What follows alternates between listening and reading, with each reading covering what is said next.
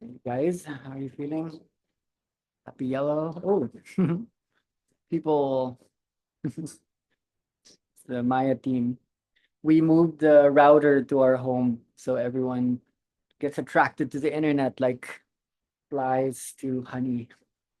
We also Oh, have Uncle Nilo here in the background. He's making us tarp for the storms. Morning from Palawan. Morning.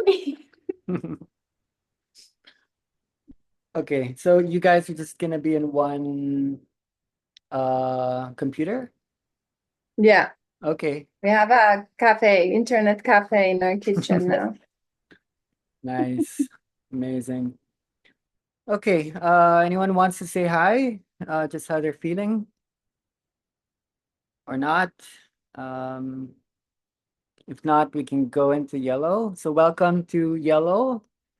I just realized I'm actually in a cafe called Gold Cup, which is yellow plus white.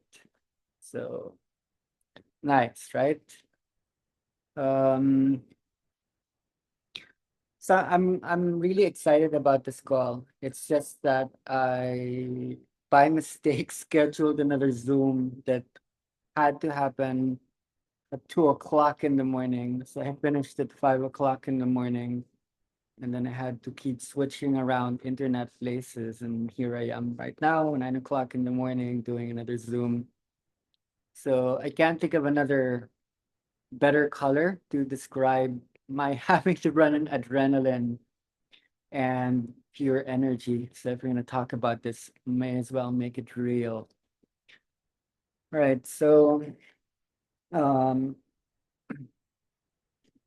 let's see. I realized how cool it actually is that when you have an iPad,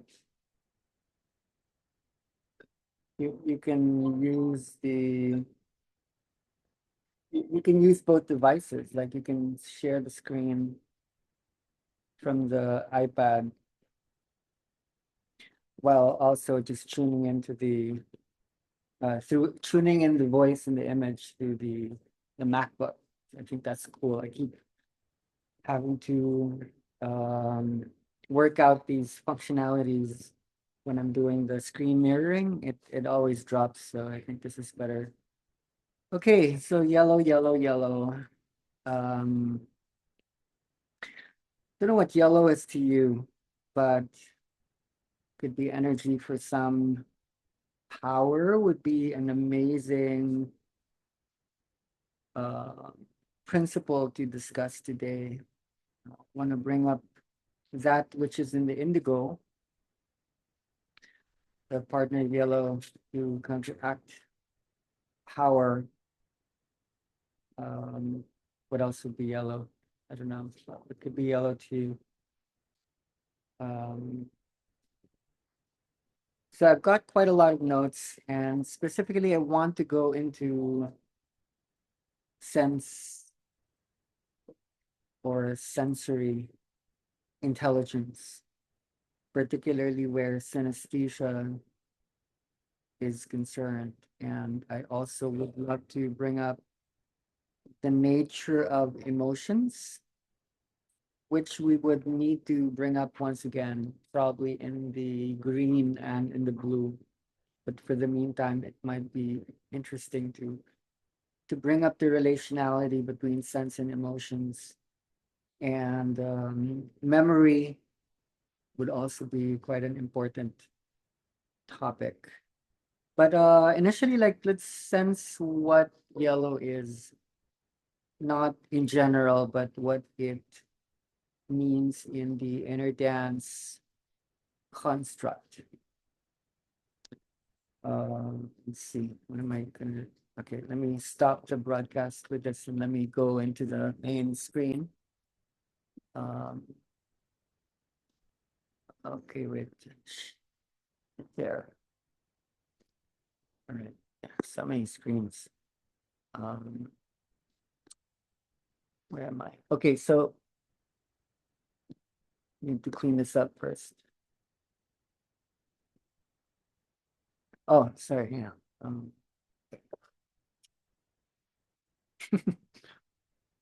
It's a husky in the space called Echo.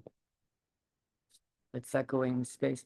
So this is the website, and yellow would look at the basic principle. Let's try to understand what this means. Paradox leads to unity. From maybe a philosophical, psychological, and neurological basis, and how might this apply to the inner dance journey space. Let's particularly look at the valuation of evolution. How does yellow portend to evolution in a structural way? And what are the corresponding belief structure? Now, for me, yellow is the big problematic, but it also is the huge opportunity.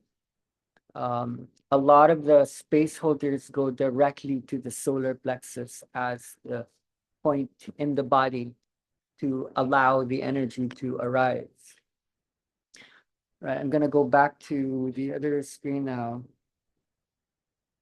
Um,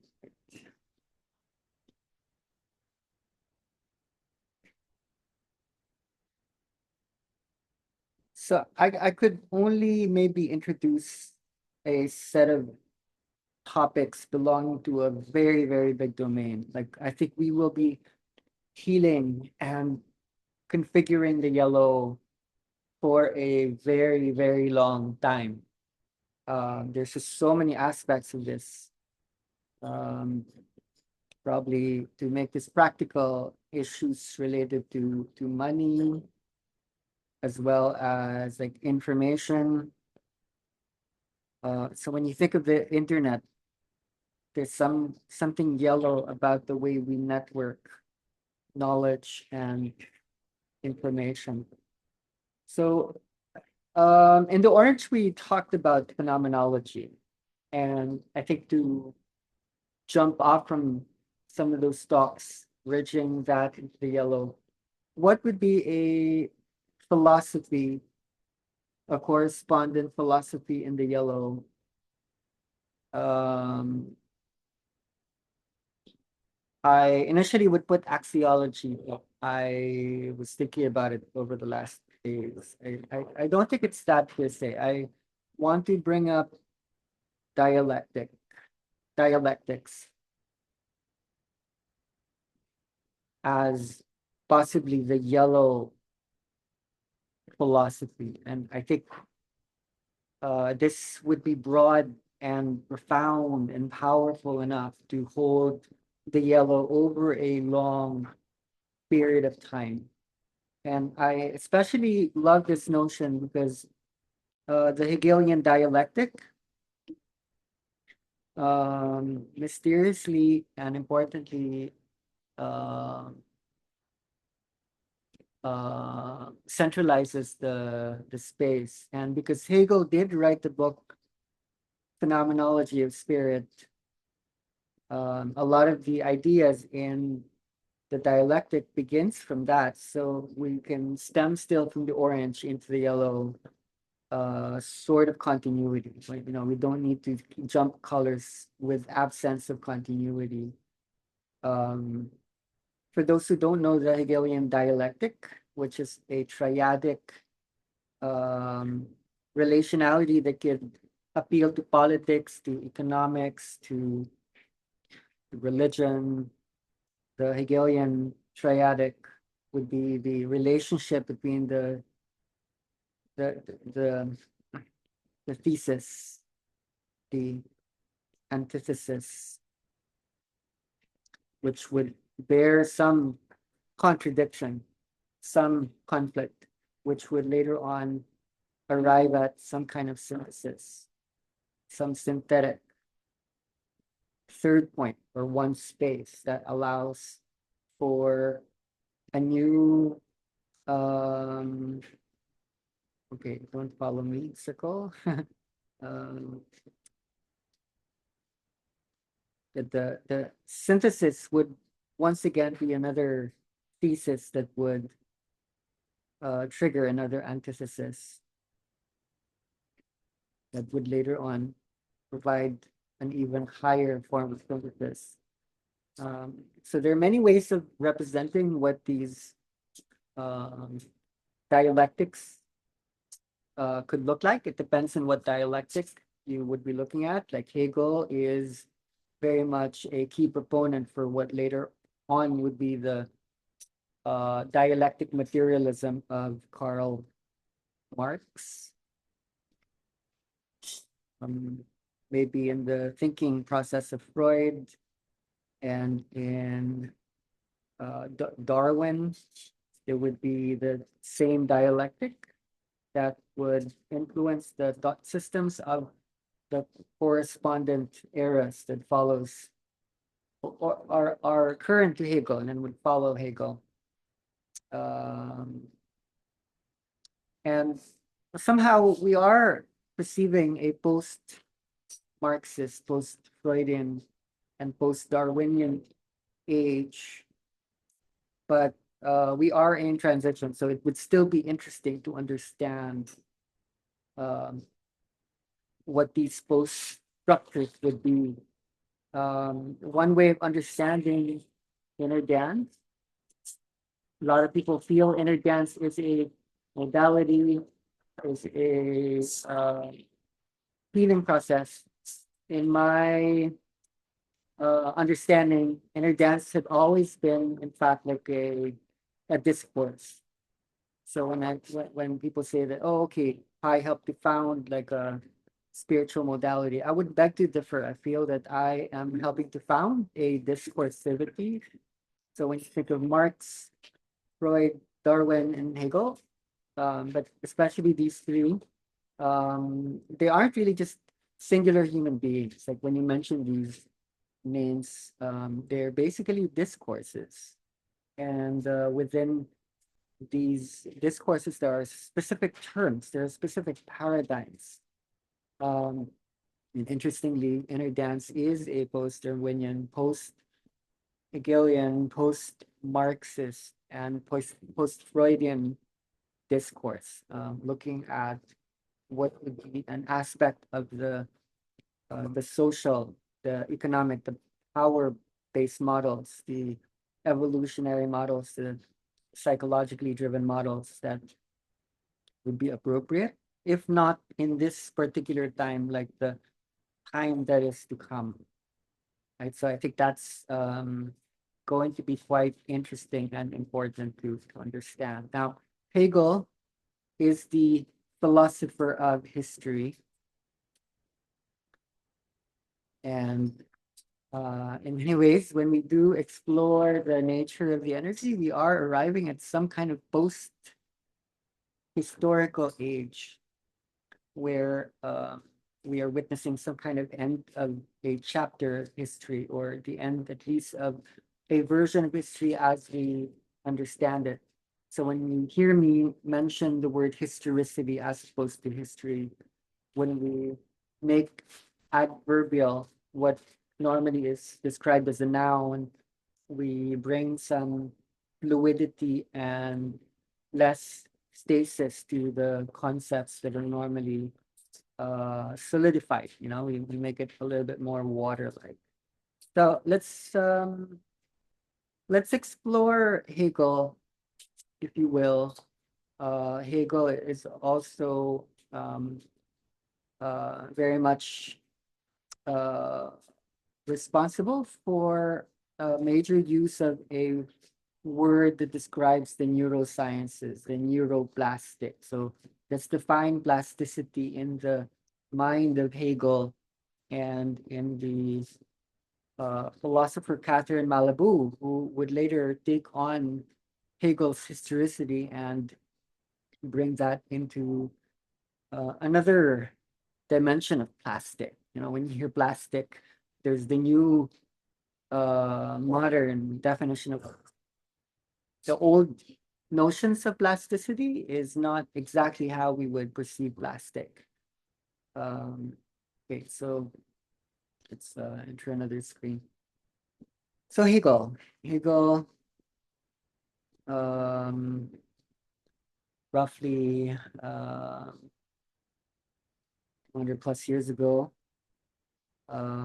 What roughly going towards 300 years ago, roughly what was going on in the Hegelian thought process and what would be a historicity in him that would actually be repeated in the minds of those laying down, like in the process. Like, how are we repeating Hegel and how are we going beyond Hegel?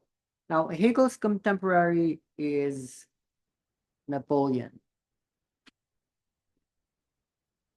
And Napoleon, unto itself or himself, is quite a force of nature. Napoleon represents not just the person, but there are significations to the European into the Oriental construct that had heavy influence on the academy of the time, the universities holding where did the G go? Holding the the structure of the age. So Napoleon, as we know, is the emperor who conquered, uh, you know, swaths of the earth, whether it be Africa or the Middle East, Europe, and I would say because of Napoleon, the historicization of the world expanded. Say his historicization of the world expanded exponentially.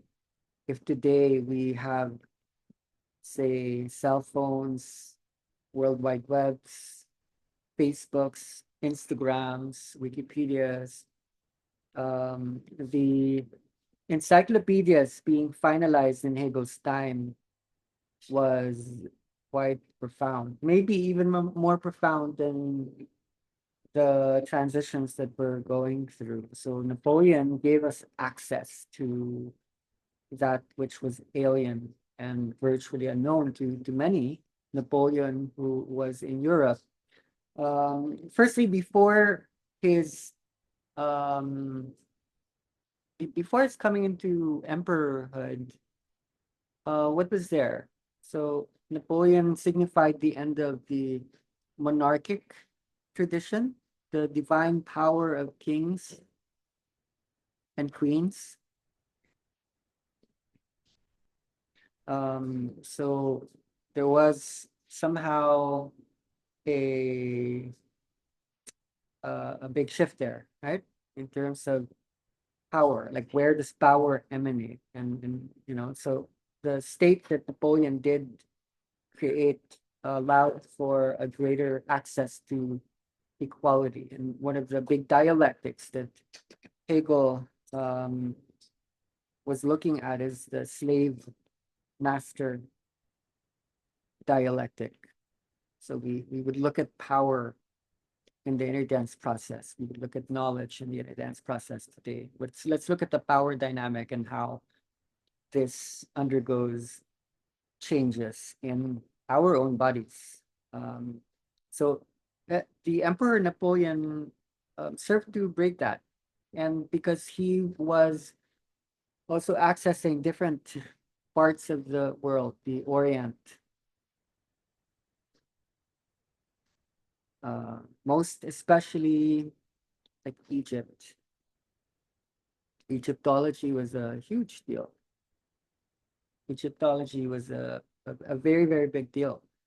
And to Hegel, Egypt was the religion of mystery. So Napoleon didn't just open the wisdom traditions of the Orient um, to France. Basically, he sent so many scholars to study all these unexplored, darker, mysterious, strange regions of the planet. And the books that were written would make it back to Egypt, and that would influence the historicization. We had to take into account what Hegel would call the other. Okay, so what this does in the post-colonial theory of, uh, let's say, Edward Said, the the one of the greatest Palestinian thinkers to contribute to critical theory, the otherness of the Orient allowed the West to develop an ego of its own. That the West needed a counterpart to compare itself to. So there was the mysterious, the dark, the strange, the shamanic, yet also that which is lesser compared to the West that had more access uh, to literacy and to technology and whatnot. So something was happening to culture and to brains and to uh, structures. The more these meeting points come together. So this is maybe one way we can look at the dialectic. That somehow when the East and the West meet, then whether you call it South or North, um, that would later on keep building and building and building. So the more you get exposed to the other, um, this was to Hegel the pyramid in many ways. Like when he perceives the pyramid, it's still part of the dialectic of history. Um, so for Hegel, history is the progression of the world spirit, the absolute mind, that which existed before the world did, which we would call God. And um, God manifests himself by coming into existence, like in the world. In the present new age, I think there would be a dialectic as well to look into in terms of the work that we're doing, but it's too early to bring that up. Um, so yeah, I think this would be an interesting initial philosophical backdrop um, to ground our yellow what our yellow here our yellow topics together, like paradox somehow like leads to unity. And um, I would say more like all the more now we need to access Hegel, because Hegel was a very interesting fellow. And the question is, how did he become the historian? How did he become the philosopher of history? Now, for those who had access to his books, um, the instruments he would document his ideas, um, they were quite interesting. When you read them, the lines would be quite eclectic. Like you might see in one page like a shopping list, and then the other page might be something about Egypt, and then the other page would be about Kant, and the other would be, so history for Hegel is in many ways really just the coming together of diversity of a myriad of things that keep meeting in a synthetic singular point. So my point there being all the more now that people are exposed to so much information, so much data, there would be an even greater dialectic today. Like people exposed to so many bits of history are somehow uh, um, coming to this point. And the question is that an evolutionary point, or is that something else altogether? Because there is quite a bit that is being absorbed by especially young people today. So I think there's a need to return to Hegel. There's a need to um, access an even greater dialectic, because if this is all Hegel did, he brought stuff together and constructed a phenomenology of mind, a phenomenology of spirit, a starting point for structuring consciousness, would you not have more, right? Would you not have Hegelianism compared to he did before, uh, like the Wikipedia that can hyperlink all over the place, like during Hegel's time, the initial uh, encyclopedias were only beginning to get written. All right, so that's a starting point. I think maybe another dialectic that Hegel had some amazing dialectics, one of which is the form and content distinction. So, for example, like FORM would be form, and whatever meanings or definitions you have of form, that would be the content.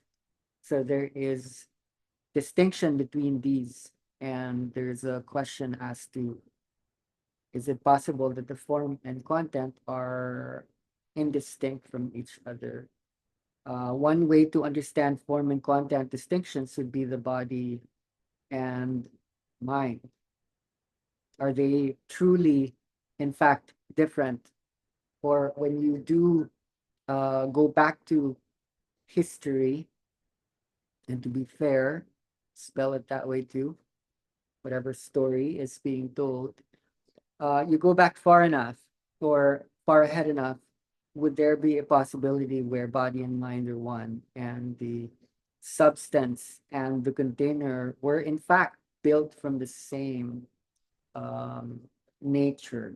Maybe there is a dimensionality. And I feel that a lot of what goes on in the so-called inner dance process is precisely precisely that. So we would look at that distinction and possibly build from there. Now, okay, we are just coming still from the orange, which was all about understanding the nature of subjective experiences as they might contribute to an epistemological framework of what is consciousness, particularly embodied consciousness. So I would like to bring up a an interesting question and debate within the philosophy of experience. And it is this: when you are having an experience, um, what would be the basic building blocks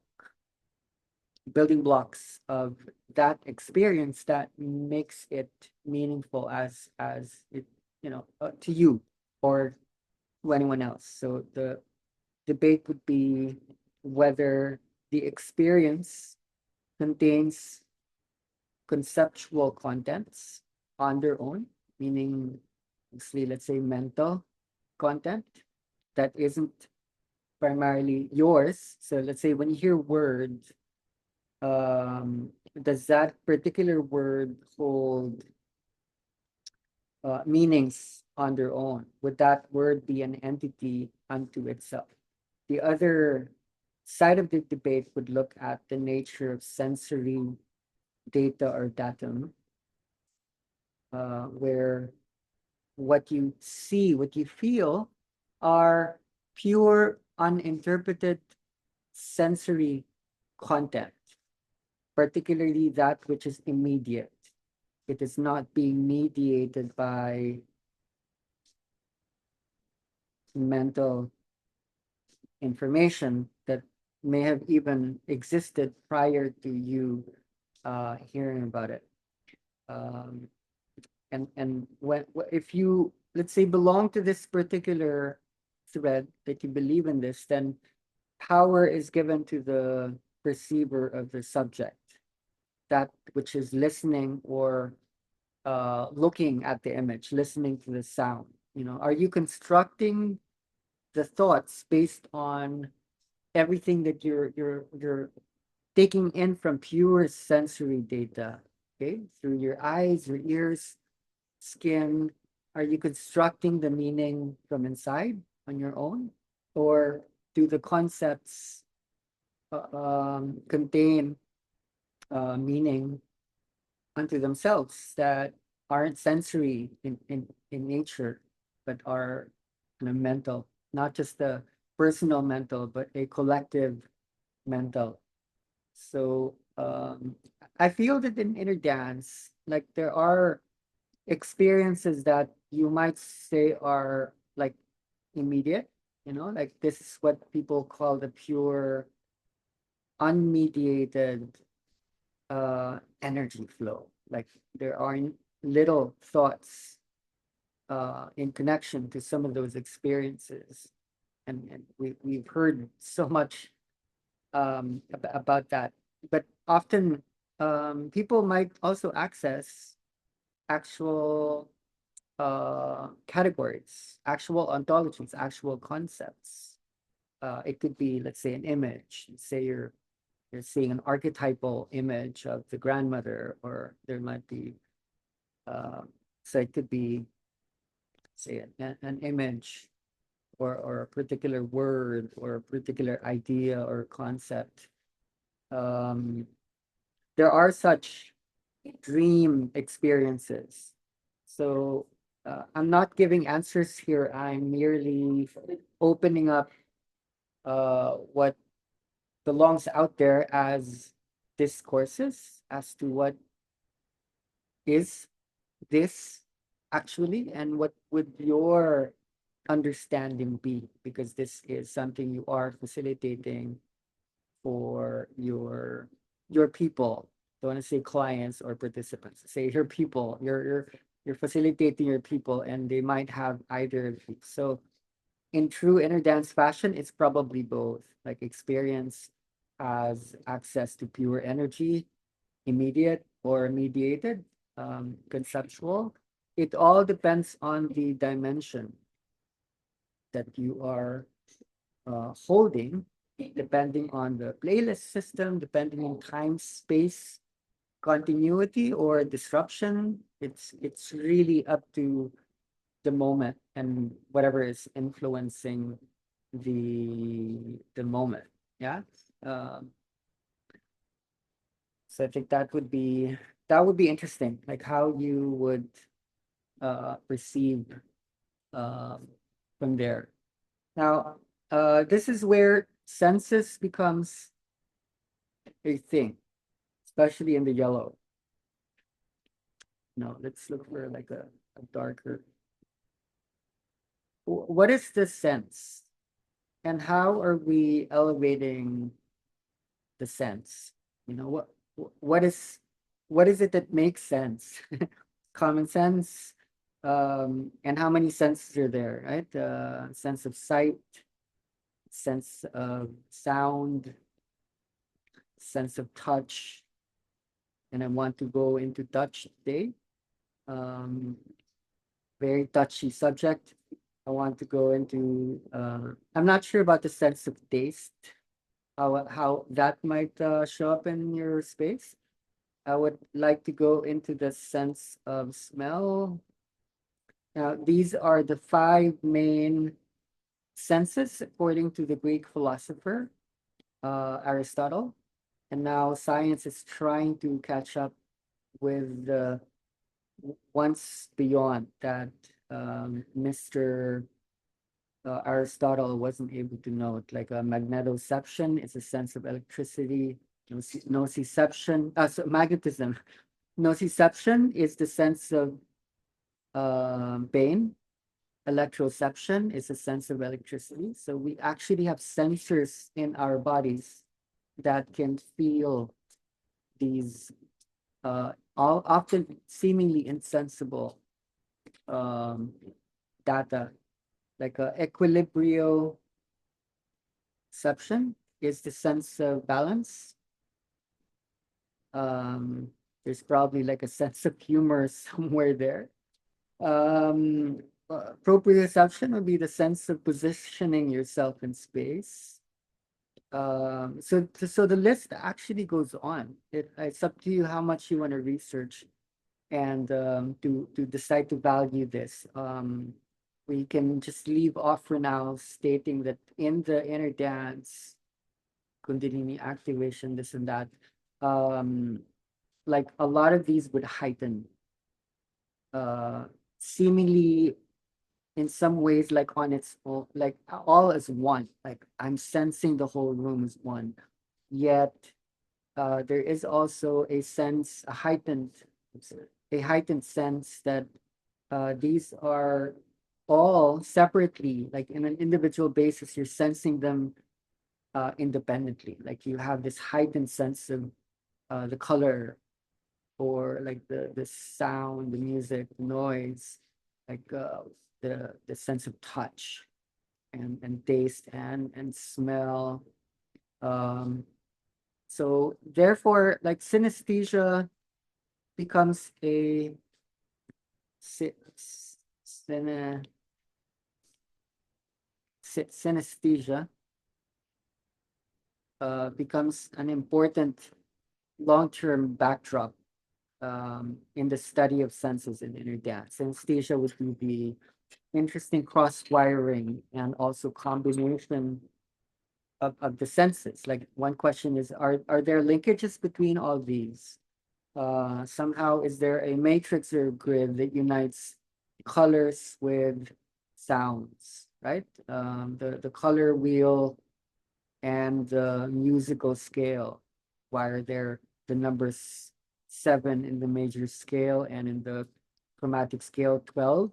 And 7 and 12 are also in the color wheel. Is there some sort of matrix or grid that allows all these senses to construct our consciousness in some coherent, correspondent, consensual way? Um, I want to maybe open up the room just to ask you, do you have some, wait, where's mine? Okay, do you have some kind of synesthesia? An example of synesthesia would be, and when I facilitate the Chinese, very interesting. They can smell the energy. I don't know what it is about them, but they would share to me. They can actually smell the energy of people. It's not like the literal physical smell. There are deep thinkers, writers, authors, artists who in previous like decades and centuries would describe how a particular word would emit a particular color, or when they get hit but in a certain part of the body, then they would see a color, or there are people who can actually see the sound and hear the color. So I'd like to ask any of you, do you have a kind of synesthesia?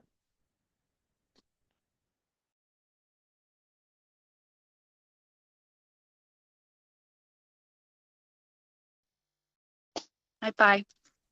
Hi, everyone. Is someone talking? No, go ahead. Yeah, the other Mayans were go. Yeah, I don't have regularly the synesthesia, but definitely when I close my eyes, I have it still. But I had a very, very strong episode of its synesthesia before. It lasted quite a while, maybe for a month. That if I would listen to music, I could see the color. I could see the music through colors and images. Um, it's like a painting, you know? So, yeah, it was an amazing experience, really overwhelming. But that's on a normal walking, waking, talking, speaking, eating sense, life, I mean. With inner dance, definitely there's that, and in normal meditations or even just closing the eyes, sensing energy and the surroundings. So when I close my eyes, there's automatically conversion of sound and energy through colors. So they always translate to colors. But yeah, that was one powerful 1 month of my life that every single sound and every single music translate to colors and moving images on a normal walking Mm, awake basis. mm. Yeah. Thank you. I think what this brings us is the notion that we're committed to, in fact, developing this gift. There was a time when synesthesia was deemed to be a problem. It's like a disorder, kind of hypersensitivity. But more and more, we are realizing scientifically that this could be a gift, that this could be another form of intelligence. And it is kind of obvious what synesthesia means in the inner dance because we're playing high fidelity sound and then the body moves. So there's already a translation between kinesthesia or body movements and music. And somehow when the body moves, that could influence the images that appear. And then words might come up, and words are normally synthesizing or synthesizing sounds, images, and movements together. So in many ways, we're like weavers. We're like weavers weaving the great grandmother's thread into a tapestry of meaning. Okay, so I think Gra was gonna share something. Hi. Yes. I have the diagnosed. Uh, I have the one when I'm hearing sounds and any particular sounds, people speaking, nature. There was this time I was like seeing the different colors from the barking dogs. You know, each dog would bark and it would be a different color. So I started also practicing like being around people and just closing my eyes and seeing the colors that come when they are speaking. And I also experienced, I was trying to find a way to say it, but like it's almost as if I experience sound, any sound, and mostly a lot with the words as a touch, as if I could feel the container of that sound or the container of that word. And mostly like if it's heavy, if it's light, if it's like I feel it in the body. So it's not like understanding the meaning, but it really goes just into the touch. And it has to do with the restraints, or I don't know what that is, but a lot also with the sound, like if it comes in waves, if it comes in different fractals, it all goes very much into the physicality of it. Yeah. Okay, thank you. All right, so let me just go back to the screen for now. Anyone who would like to discuss their synesthesia, we have a long way ahead still. Let me share screen. It is. Is it shared? You can't see my screen, can you? No. Oh, weird. Hmm. Hmm. It shared something.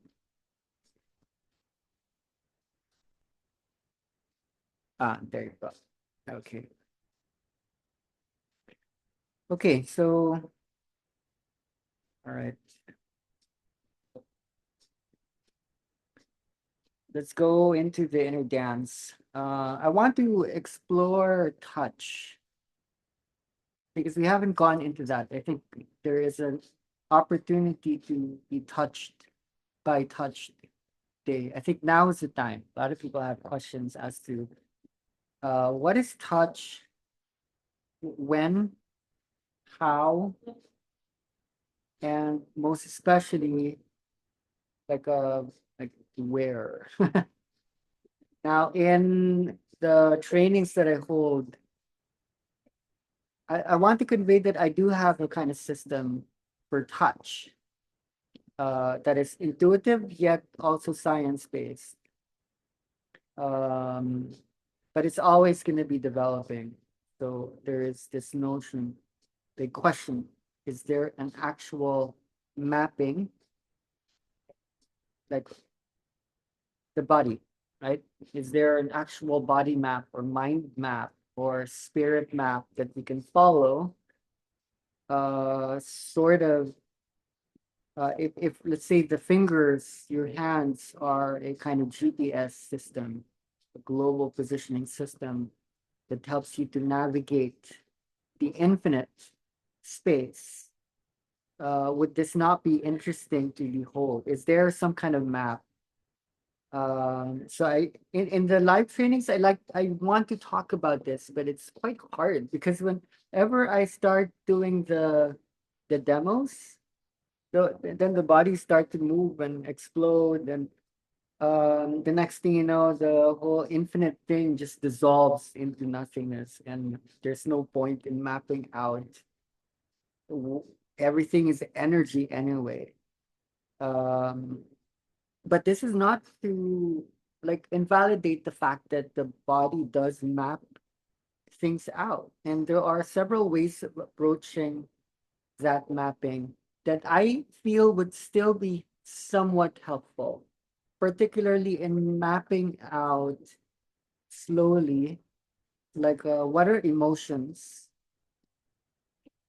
energies, emotion, and how do we work with them in relationality with sense.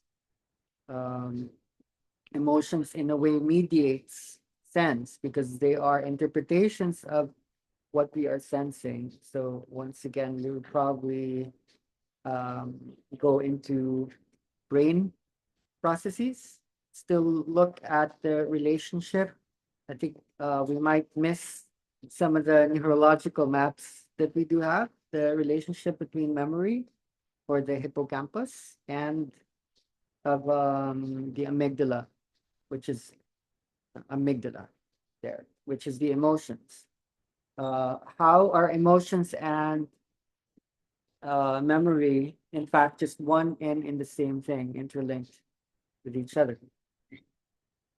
So we would want to map those, like sense, as you remember, is more to do with the thalamus. You remember the bus station, the airport, the traffic cop that mediates like where is that? There. like most of these would need to pass through the thalamus as a gating mechanism, and you do in fact like intensify the activity in the thalamus, but in some stages in the wave you do in fact reduce the power of the thalamus. So after a while people aren't seeing or even hearing the music anymore. They're really just there in this empty void. And the memory, so the hippocampus, the thalamus, and the limbic system, or more specifically the amygdala, would still need to be brought up today. Yeah. All right. So right now we're focused on touch, so let's stay there. Why do we touch? Why do we touch? Why do we need to hold people in the process? Now, a lot of you probably have these experiences of being touched. Someone sent me a recording of a workshop yesterday, and I was asked to listen to it.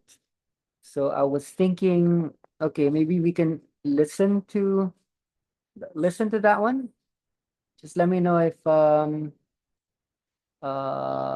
it doesn't come out, and then let's study. I specifically chose one. It's by this one. It's actually this is a Brazilian lady, Kura. Was really deep at the beginning. When I start to not relax, I just felt my body so heavy, really heavy, and then I start to connect with some other dimensions or cosmos. So I was traveling in the cosmos with our music. Maybe together, I think we together there, and we traveling.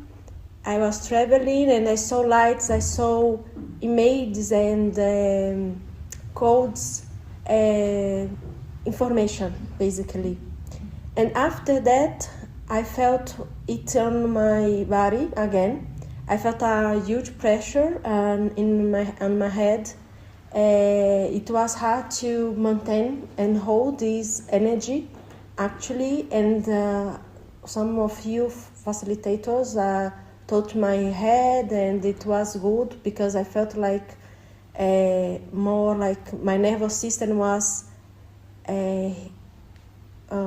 calming down to receive this information and to be actually able to leave this information and integrate it.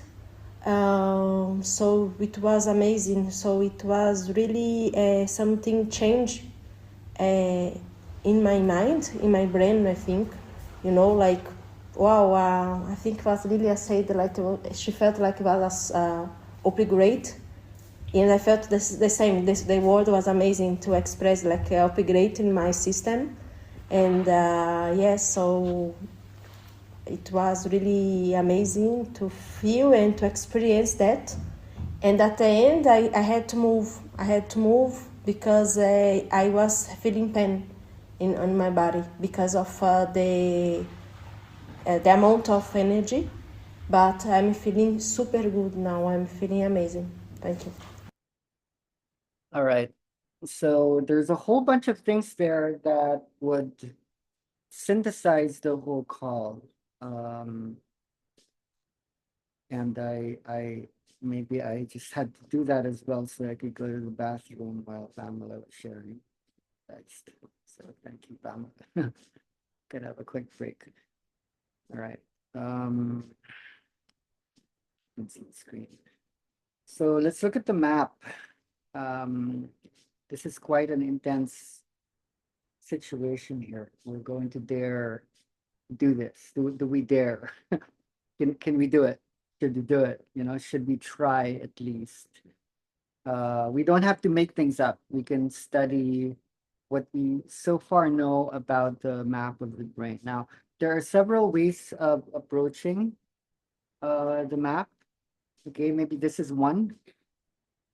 This is the homunculus or the little man. I'm pretty sure we brought this up already in a previous Zoom call. But for those who haven't seen it, there is the somatosensory and the somatomotor cortex. The motor would primarily be around the frontal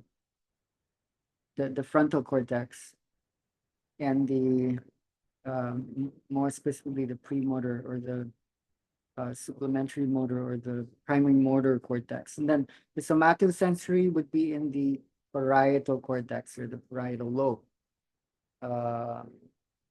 So it could be somewhere in the middle through the top of the brain. And literally, this is interesting. When you send probes, say when you electrify, maybe a nice color. When you electrify certain parts, then you would trigger some of these different sensations. So when people are experiencing numbness or movements in various parts, movements would be here, sensation would be here. It is because you are activating neural oscillations in these particular areas of the brain, often which are communicative with other parts. So this is one understanding of like a mapping. We're not going to cover that particular mapping, but since we are talking about mapping, I think it's important to think about that as a possibility.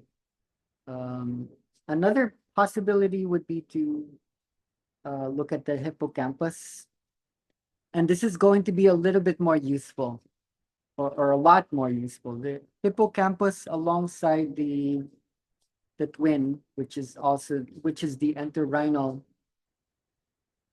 cortex. So these regions are responsible for memory. So we want to study what are the building blocks for memory. What are the hippocampus and entorhinal cortex made of? Now this is the more interesting and useful part of this talk. The hippocampal region would be made up of, for example, like head direction cells. Okay, so for example, when you have someone laying down and shifting the neck to look to this direction or that direction would already shift the experience hugely. Like a change in perspective would happen just through the very ever so slight subtle movements of the neck region. It sounds so simple, but that is already quite huge. So don't take that for granted. When you have access to someone's neck, slowly try it out and they will give feedback on visions, different perspectives that they may not have seen before, like creativities that used to belong to stagnation or stuckness. The hippocampus is also made up of border cells. So they allow for containment. So when you hold the space in a way that's tight and contained, you will activate the border cells. Here's where the music comes in. Memory still is influenced by the speed cells in the hippocampus. And then, interestingly, in terms of touch, would be the place and the grid cells. So let's look at this in particular. This would be the more interesting inner dance related element. So there's a question here, like what is the map anyway? Like where is the map in the brain? Here we are sensing that the hippocampus and entorhinal cortex isn't just responsible for memory, they're responsible for mapping out the brain. So does it go to follow that the map is in the hippocampus? The question is no. The answer to that question is no. Sorry. The answer is no. The hippocampus and the entorhinal cortex is not the map. They might be more of the navigational system, the GPS system. So what is the map? Where is the map? Let's try to locate the map here. So the GPS system is here, right? The hippocampus, and right next door to that is the entorhinal cortex. So let's look for the map here. Do you see a map anywhere here? Let's look around, like right here. Let's look for the map there. The question is, where's the map in the brain? Let's think of the answer. Where's the map in the brain? The answer to that is the brain is itself the map. And it's not just any brain, it is in particular the brain. And that's what you would call the cortex. So the cortex is the surrounding tissue, this gray matter volume that is visible. And you think the brain is gray, underneath it, the brain is white. And underneath that, you have the subcortical regions. So the outer part is the cortex, and amazingly, this is actually the map, right? This is the map. So what is that map? What does it initially look like? Crumpled, it looks like that, but when you uncrumple it, it is in fact a very, very large sheet, few millimeters thick. And it's so huge, and it kept growing that we had to crumple it so it could fit into our heads. So there's a kind of system, a navigational mapping system here that is very, very, very, very interesting to receive. And depending on what you're doing, like holding, singing, touching, what you're triggering is the map, okay? there are countless bits and oodles and cadoodles and you know, it's very complex and it's very, very beautiful. So the brain is quite huge, particularly like the neocortex, that's the visible part of the brain, is so spread out. And when we study brain regions, it seems like the brain is made up of different shaded areas, but in fact, it is quite possible that all of these different caboodles are in fact all the same structurally. They actually all look the same. They're not just neurons, they're bundles of neurons that look more like what's called a column.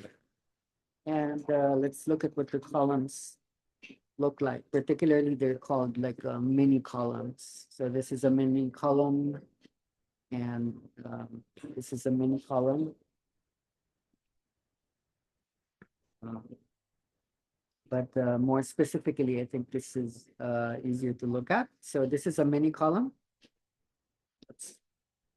This is a mini column, and this allows for mapping as you make your way across the space.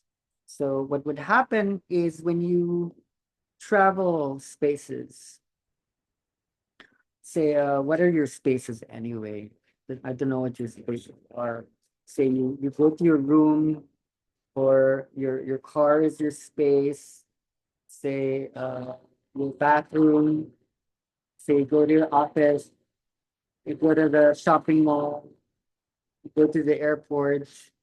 All of these are locations in your brain that are the mini columns that comprise of this whole cortical surface. Okay, your cortex records everywhere you've ever been to. Like, you can never forget any of the spaces you've been in. They're all somehow located across this wide space. And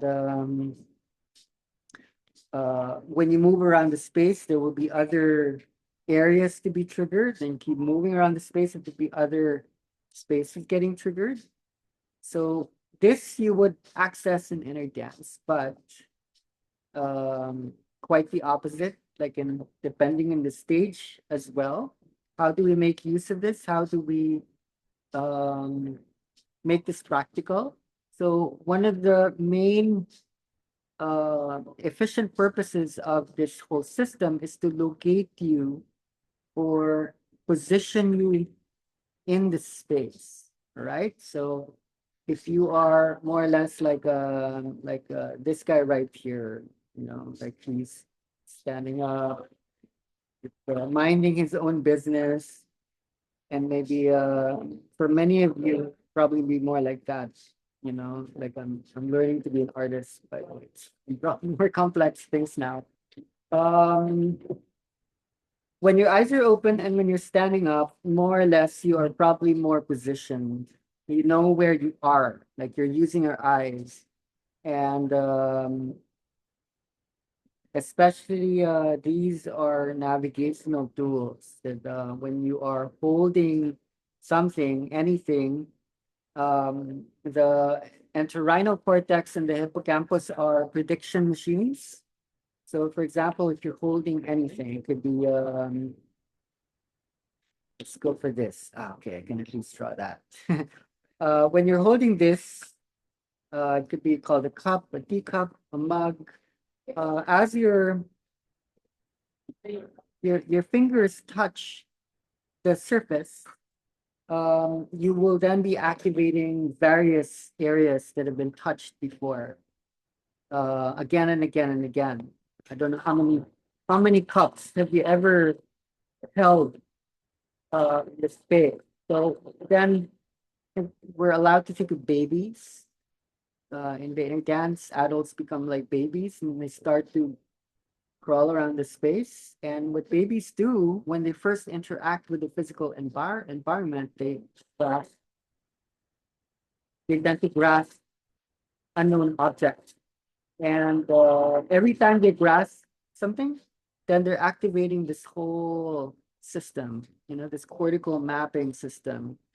So in many ways, like grasping and looking, listening, they all do a kind of synesthesia altogether.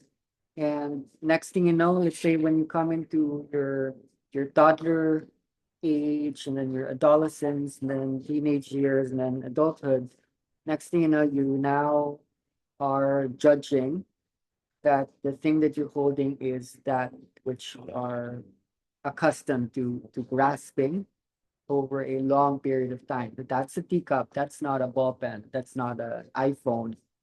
Um, so grasping allows us to make a decision that the object is what it is.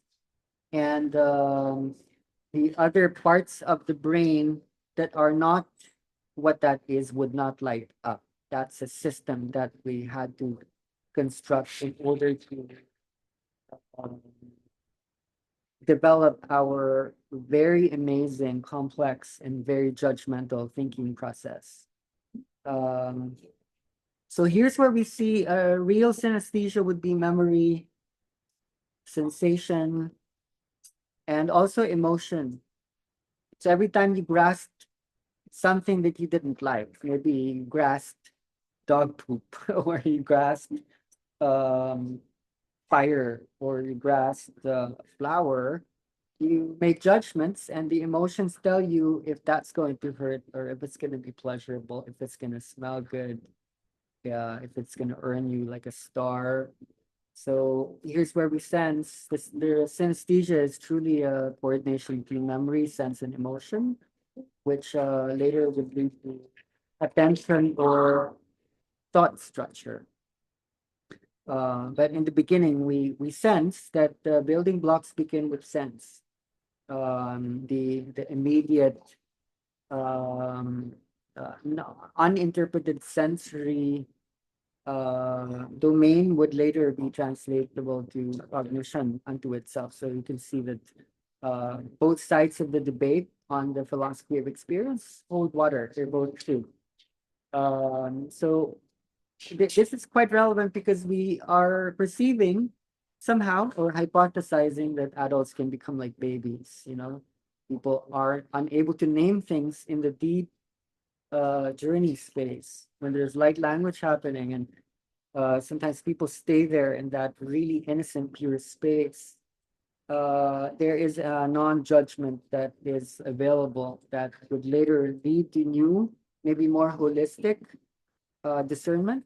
Still call it judgment, but it maybe incorporates as well that which is not what it is, allowing for contradiction, allowing for paradox to lead to a greater aspect of unity.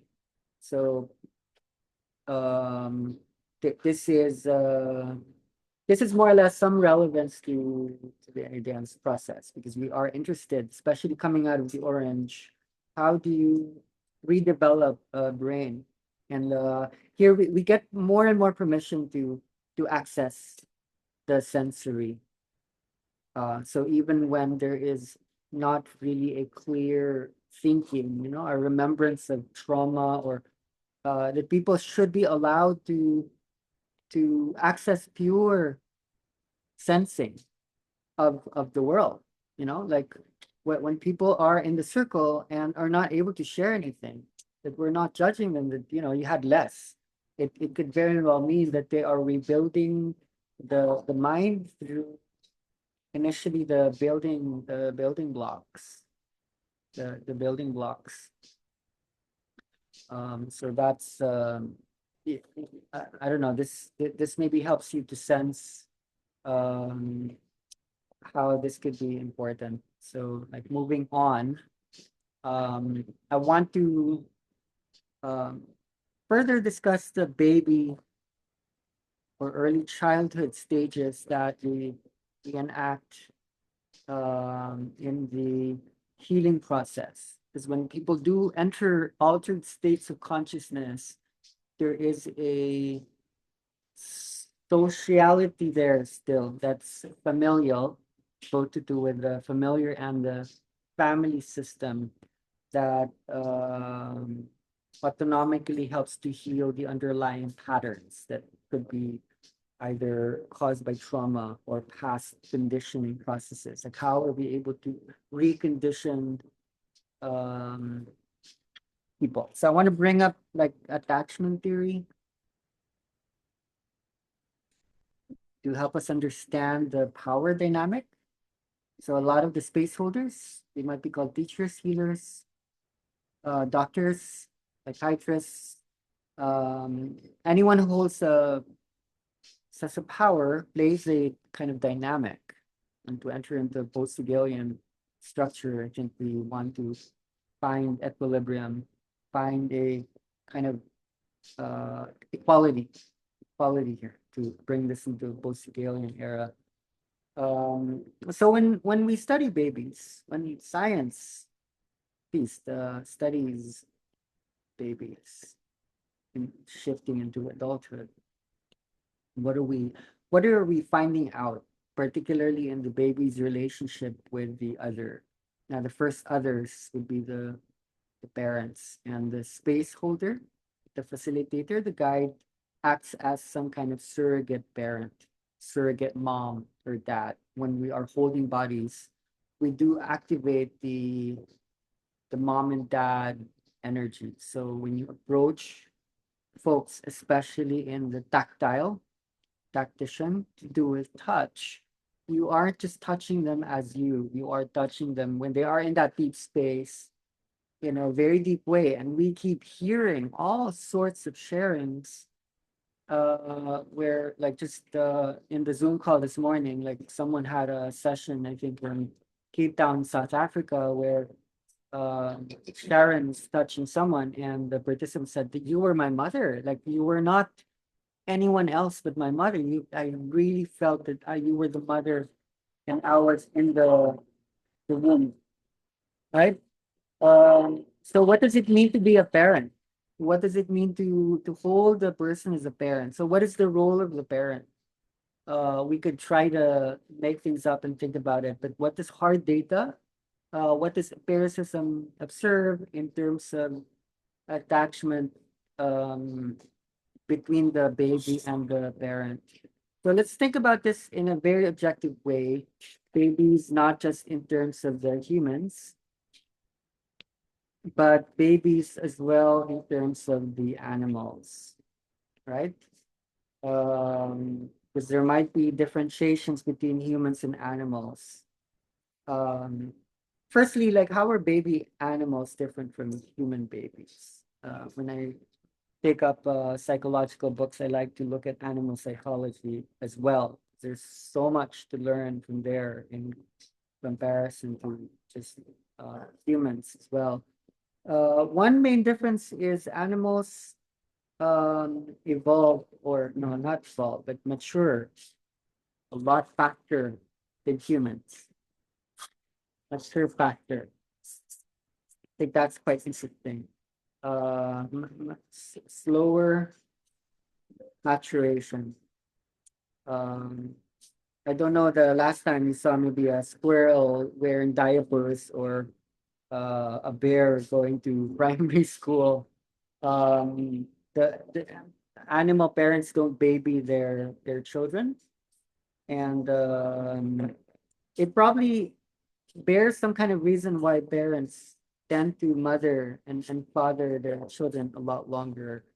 Now, one possible theoretic to look at that is the limbic system is very, very sensitive in the human baby, meaning the emotional and energetic sensitivity is very, very high in early childhood, so that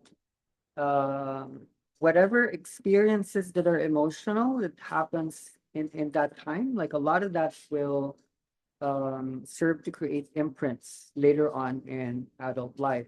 I think something quite interesting to observe is that there is a very late development, like the last part of the brain to develop would be the prefrontal cortex, which would be responsible for rationality, for attention.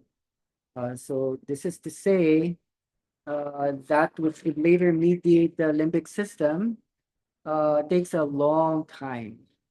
And that is why I think the prefrontal cortex maybe stops developing around the early 20s. For some people, it's actually the late 20s. So in many ways,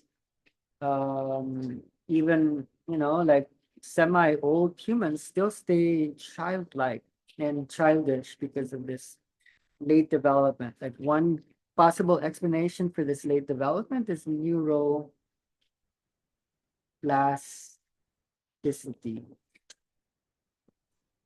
Meaning because we do have this amazingly complex and huge area, this surface cortical area compared to other animals, because it's so big, it takes us a long time to perfect that, to finalize that project. And so very early on, we're guided by our emotional intelligence, helping us to understand. Maybe don't touch that. That's gonna hurt, or you know. So maybe that's one avenue. But I do find it interesting that whatever age, a lot of the focus in terms of the energy industry is to increase sensitivities with the limbic system, when in fact that was what was initially developed, and the sensitivity is already high, and developing the prefrontal cortex really just takes time. Like when I think of Einstein, for example, like he talked really, really late. Like his parents were really wondering about it. They were so worried. Is he retarded? Like later on, he would become known as the smartest man alive. But before that, people said like he was really slow in school, that he's going to amount to nothing. So there is something about slow development that we do not want to development, that we don't want to judge. So back to the orange topic of regression. Is progression, it is okay. It is fine that at certain moments we feel not so smart, really slow. There could be neuroplastic mechanisms at work where we're developing at precisely the time we don't think we are. So just wait things out. All right. Um, Wait things out. So yeah, like that's one major difference. Like animals mature faster, and parents tend to parenting lasts a lot longer in the humans because of these possibilities. What has been like observed. So you do hold some kind of role in presenting stages of development when you're holding like young and old. Like it's been observed that the parents do hold roles in the development of emotionality in children. So for example, children children children exposed to stress levels when they're toddlers to adolescents, when the parents are near them, they are more likely to act on challenging problems. They are okay with that. The anxiety levels would go down. So in many ways, parents, by their mere presence, if they're nurturing, they have a way of buffering fear and anxiety elements. So here's where we see there are healthy stressors. That stress is not necessarily a bad thing. Children and adults becoming like children exposed to stressful situations, there would still be opportunities there that we could take in. And this becomes relevant in the inner dance process, because as you well know, in the circadian rhythms, and in the, let's say, the Vesica Pisces autonomic nervous system map, the 12 stages of awakening, the 5 stages of sleep, shifting into REM state, and so on and so forth. Whatever model, we are both conducting either the T or the D. It's either we're developing trust relationship or we're triggering people. You know, this thing in the yellow, this paradox, these contrasts in the yellow are the two things that we are working out. And I guess triggering people in a trustful environment will lead to growth. So there is a possible healthy fine line balance in terms of the space holder. Either we are mothering or we are smothering. There has to be enough distance or gap, but there has to be enough closeness in a way that growth can happen, not dependency, not reliance, not attachment. So we both need to be sort of human and animal in a way. Animals really leave their young alone and maturation happens faster. But because humans take their time, because we are slower to mature, then it's okay to um to hold like this, to love them. But at the same time, like not too much, because the animal version of love is very, very independent. So it's more or less like speaking of animals, it's more or less learning when and how, right? So I think this would be quite interesting when studying the playlisting process. When I like construct a playlist, I would look for the calming elements, like to create a substrate of sound and energy to hold later on the trigger mechanisms. So in terms of activating triggers, I would look for things that annoy. So a particular um, like a disease that we in fact evoke in a dance is called misophonia. So let's say you're loving them to bits. It's like, ah, you're super safe, you're amazing, you're beautiful. But because we're here to allow them to confront the things that are hiding and the obvious, misophonia would be decreased tolerance of particular sounds. It could be there are some people when they hear like nails scratching in a chalkboard, it would trigger them so much. There are some people they don't like the sound of people chewing with their mouth open. They simply can't stand it, or like blowing their nose. So misophonia is selective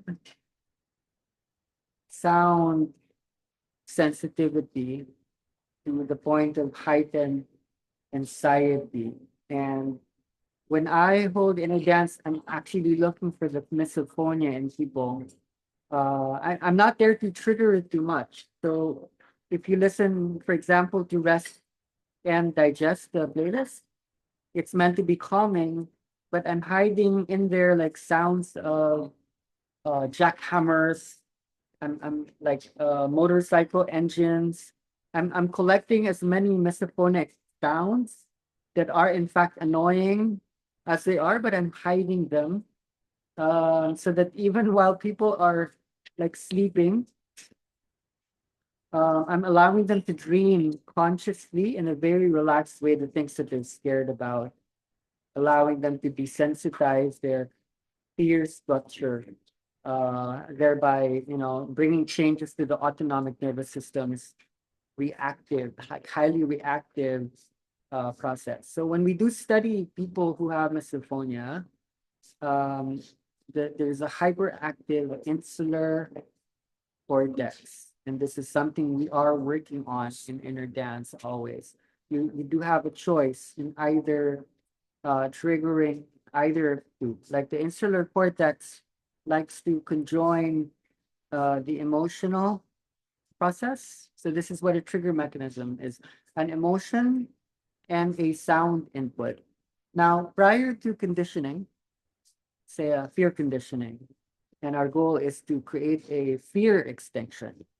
Prior to a conditioning, an emotion is simply an emotion, and a sound input is merely a sound input. But let's say every time you associate a particular sound with a particular emotion, an emotion is a sustained pattern of reactivity.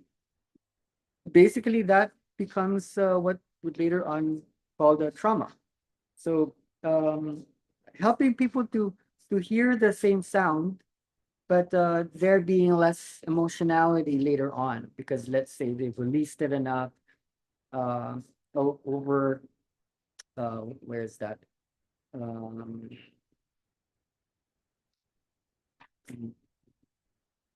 whatever, like what mediates the what would mediate the amygdala, which activates in anxiety and either condition or primal fear. What mediates that is the medial, should be a small m, prefrontal cortex, which is that which develops late in life.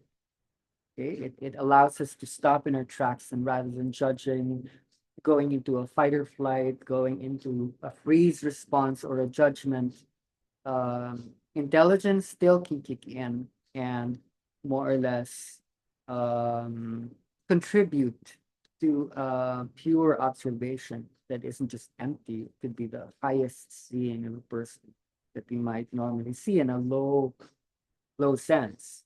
So the insular cortex is something that we are activating. The insular cortex is also responsible for pain perception.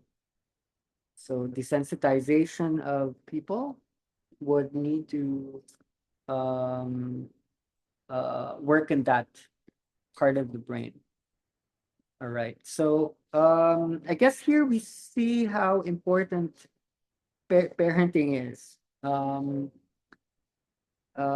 Like another interesting experiment that's been done lately is when children or not children, adults, it's more like young adults, when young adults are exposed to music that they heard when they were quite young, like when they were in their adolescence.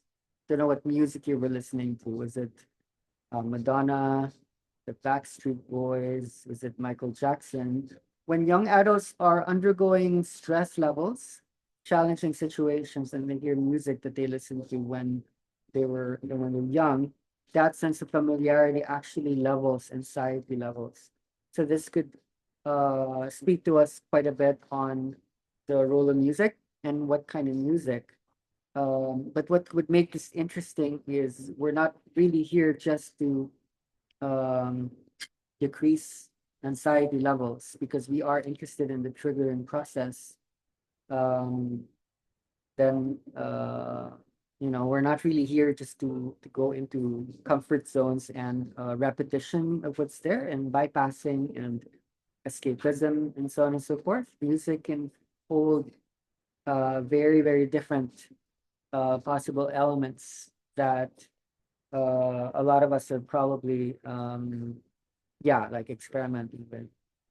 Okay, so I don't want to speak too much today. I would love to have a conversation, but just to close, I've been looking at the yellow for ages, like for a long time, like inside myself and how it's activated in others. Now, um, another discourse that we are able to discuss is the Foucauldian Michel Foucault, a French critical philosopher, Michel Foucault. No, it's the letter T. A Foucauldian thought process is around power knowledge or knowledge power. I think I looked for let me just get rid of the screen for now. It's in my laptop. I would like to still look at power today. Okay, power knowledge is a concept in Michel Foucault's thought. Now, according to Foucault's understanding, power is based on knowledge and makes use of knowledge. On the other hand, power reproduces knowledge by shaping it in accordance with its intentions. I'm trying to go back to the shared screen. All right, so how do we get interested? How do you perceive that? Oh, this will stop. Oh, yeah, I was sharing the other screen. All right, so I'm very, very interested in this because when we look at something like inner dance, and this had been reinterpreted in many circles as Kundalini. When we look at power, and when we think that power is knowledge, when you look at the mechanisms at work, say from the dopaminergic, process, say breaking the patterns, rerouting dopamine, what we're actually doing is we're shutting off the knowledge parts of the brain, like momentarily. I mean, if people do it too much again and again, it is possible that a critical thinking stops. People are not able to access modes of wisdom. So I think we are somehow in a post-Foucauldian era when we perceive the Kundalini era as well, where that trying to access power, in fact, like takes away knowledge, and power can be in the modern through chasing this or that or just whatever. So it would still be helpful to achieve super indigo some kind of balance somehow, that we aren't afraid of this power, and yet we are not taking this away. I told the story again and again. Like many years ago, I was creating a Wikipedia for the study process, and when I was working on the section K, it's very, very strange. It was around 2018. Whenever I would whenever I would like put in the entry for this, like this would go away. And then whenever I would put in the entry for this, like this would go away. Okay, this is very, very on before a lot of these mechanisms would arise later on, making itself known to people. So I was very careful even in that time to understand how these two have a very strange relationship with each other. So I do believe that a lot of people realize, especially in the age of AI, like information really is power. But I would like to be very, very straightforward and honest that in the spiritual blissing, blanking out, psychedelic, like language doesn't work. Let's not talk about it. Let's not think about it. Let's not make it clear. The knowledge power structure is still in some kind of dynamic. There is still some kind of fight. So I feel to heal the yellow, we would still go back to a Hegelian sense of the pyramid, like a modern Egyptology. And I do believe that as we are exposed to so many bits and boodles, and I just made that up, caboodles and bundles of information, I feel that we are able to integrate and synthesize that eventually, that no matter what, like evolution is set to happen, that we are all Hegelians in a way. And I want to believe that when people do lay down and take in the energy, like from the phenomenological orange discussion, where we're taking in the world in vulnerable, open, innocent spaces, yet also allowing for wisdom to come through, that we are like collectively and personally evolving somehow. um and I just feel like these are important, and uh we would want to really kind of slow down the excitability people have with the thing at the top, and then we would get excited about these as well. So thank you for being one of those together. We're all studying together. Let's keep exploring what is sense, what is emotion. Let's discuss this more in the coming weeks, the coming years, coming months. So I'm gonna stop there, and I'm hoping this helps you. Yeah, like meditate on a very, very bright, vibrant, productive, kind yellow to come. Thank you for listening. Okay, so let's look at your notes. Let's look at the interesting notes on the pages of energy in your body. You might reflect on some of the observations you have when observing your own transitions or transformations as you work with your own people, as you also observe what's happening out there, and as you also observe what's happening like inside you. You could hold a question for the group, or you could also hold like insights, revelations, realizations. Okay, so thank you for being here.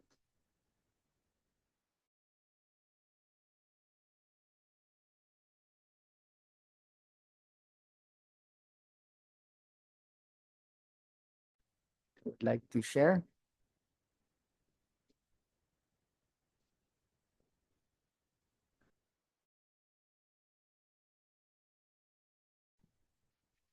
Hi, Pai. Sending greetings from Mexico City. Well, during the explanation and the development of the graphics and the relationships between dialectic and the power, I was considering that the archetype of the hero has something to do with the yellow, this power and this wisdom and this alignment and this possibility of not being identified with the clan and in the tribe, yes, and being able to breaking this other system of inheritance that is also in the dialectic of the this dialogue, but at the same time, it's not just a dialogue. It's also a part of the signature. Yeah. So in another case, also in this color to see the type of kind of facilitator as consequence of through the lens of dialectic being able to change the type of exactly the observer who is experiencing the space, who is being in intuition motivated to play the playlist, who is the kind of facilitator that is feeling the power of not feeling anything and the goal to become even to become a space.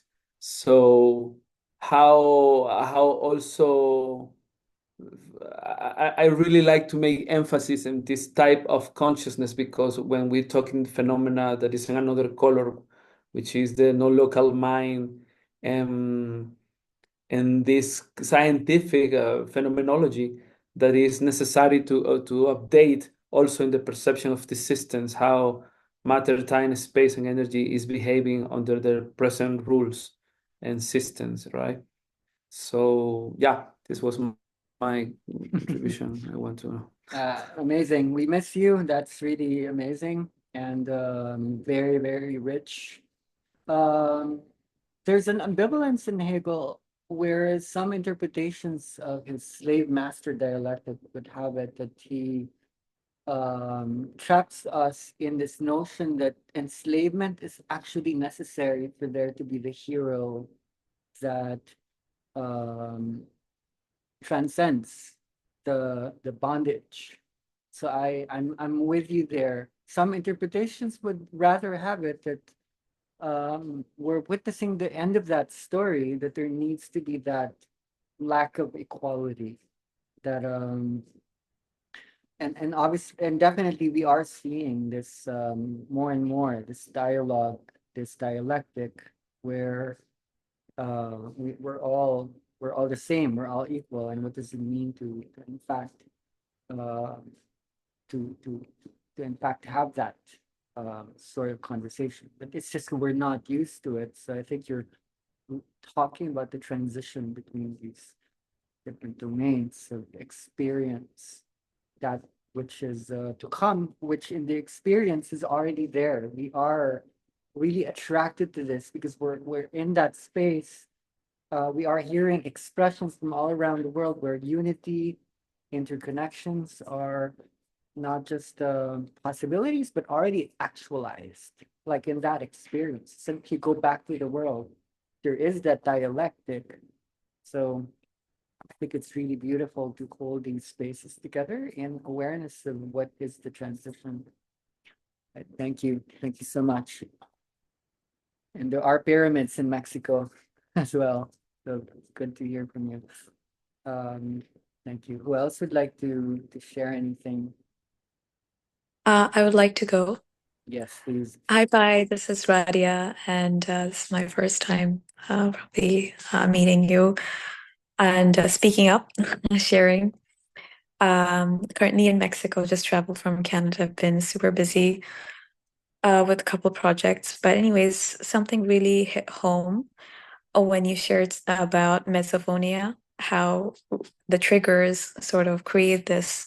And it has been so new to me, especially since in the recent classes that I've been using like language intuitively and seeing how that has been triggering the students into this really deep state of fear, and also not wanting to listen to it. So some of the students would just intuitively cover their ears or just scream or things like that.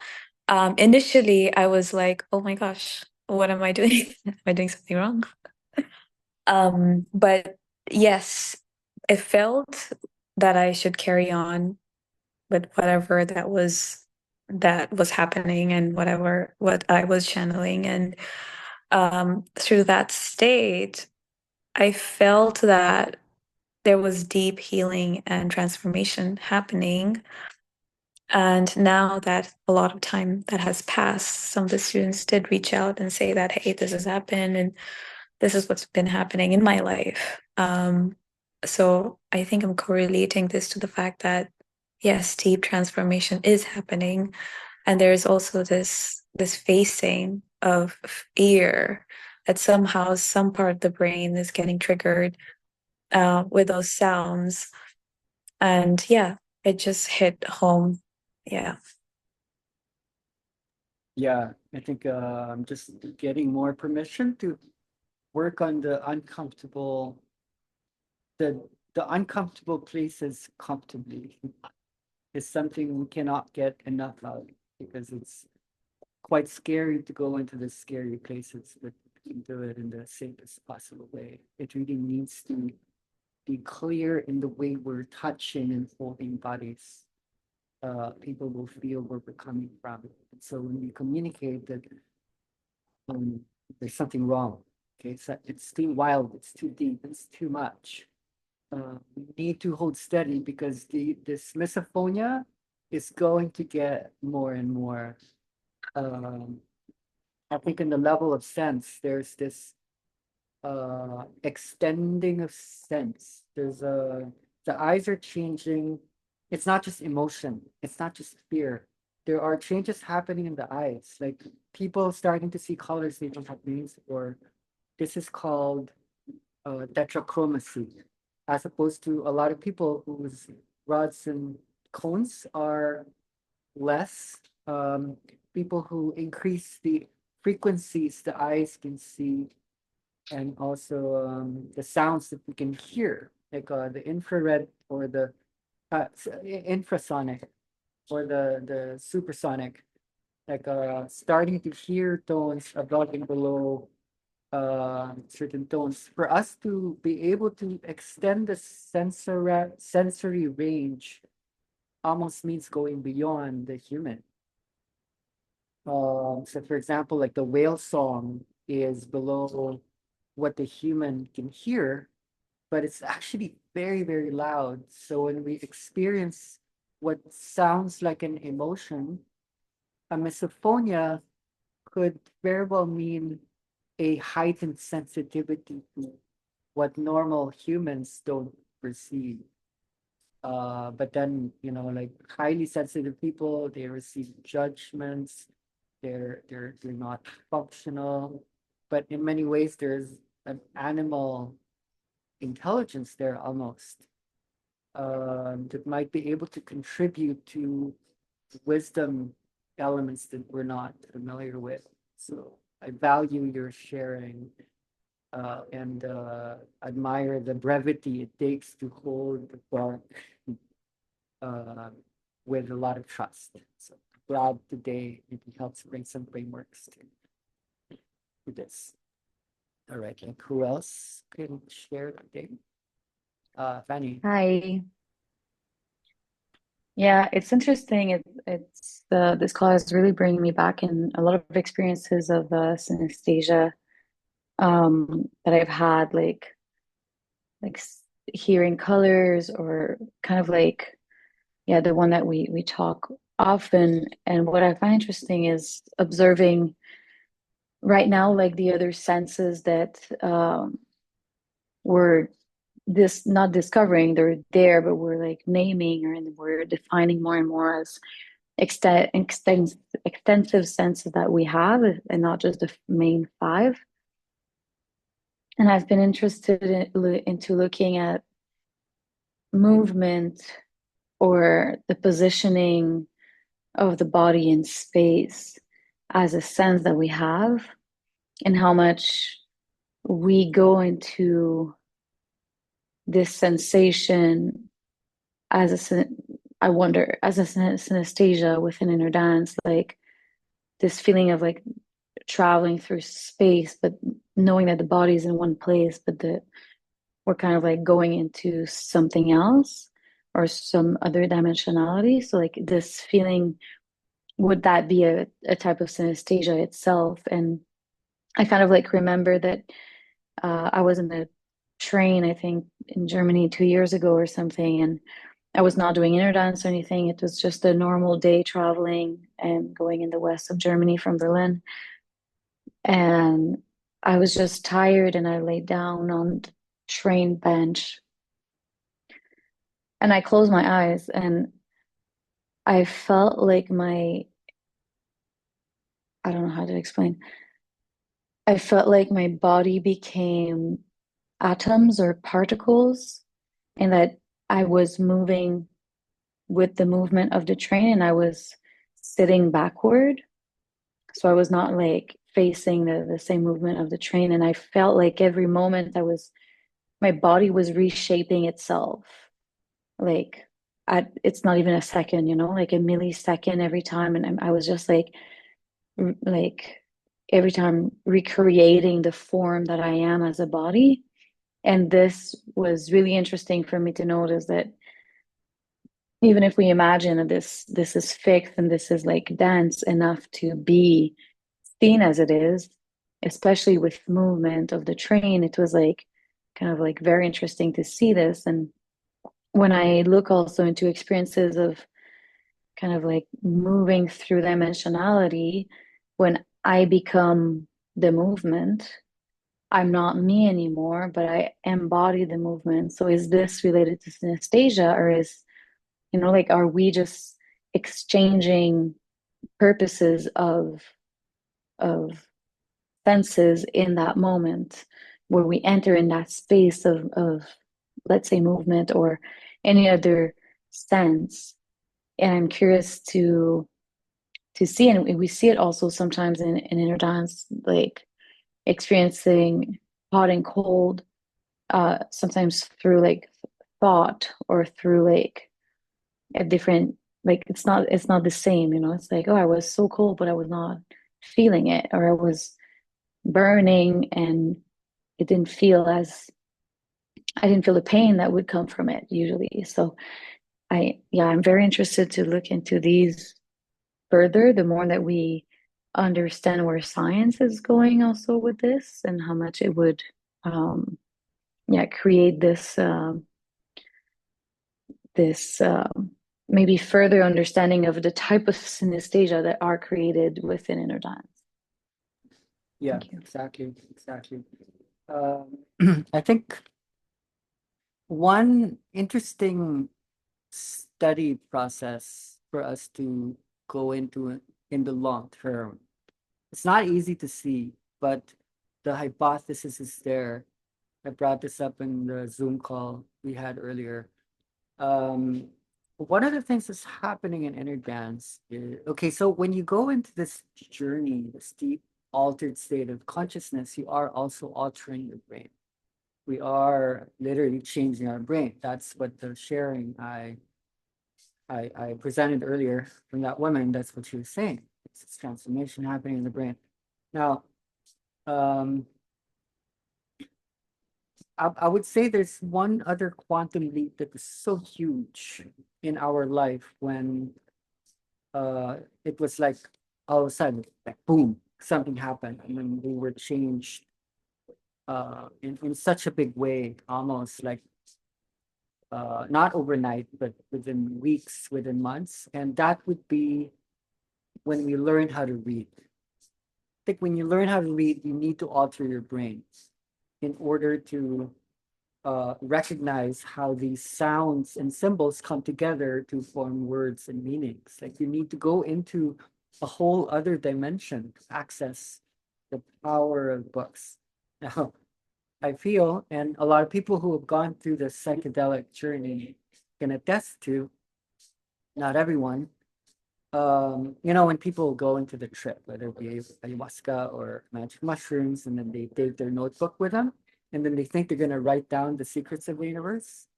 And then when they come off it, it's like squiggles. And I thought I was going to come away with the secrets, but these sound like utter nonsense.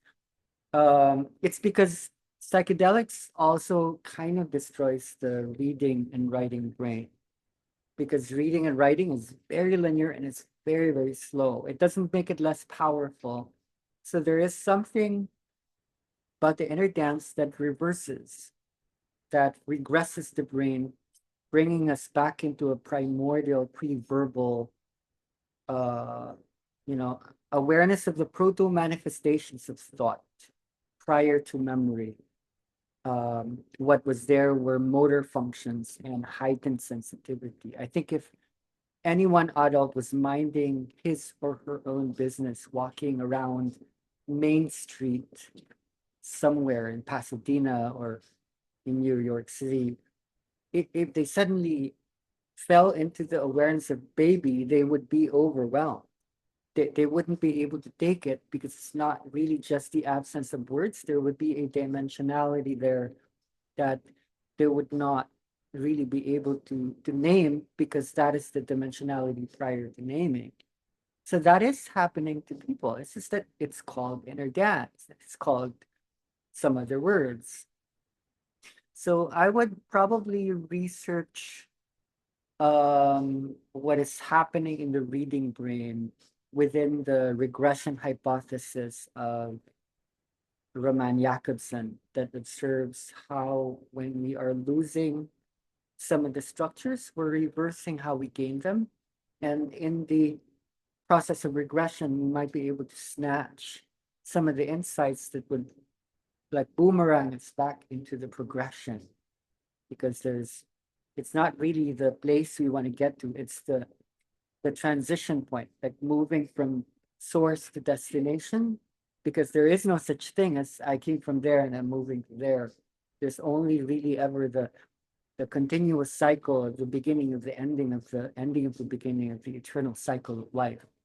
It's a nonstop circular time loop.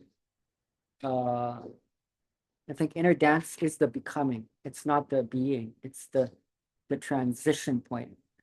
So I do believe we would study the different mediums, dimensionalities of thought from spoken word to the written word to the internet, and then understand this altered state of consciousness is also a medium. What is the evolution and the involution across these? I would love a science to perceive this. And once again, it is from your neck of the woods. It's from Toronto that first looked at these elements in media theory that's so interdance study-wise. Let's look at that. We have a hand raised in the form of an elf.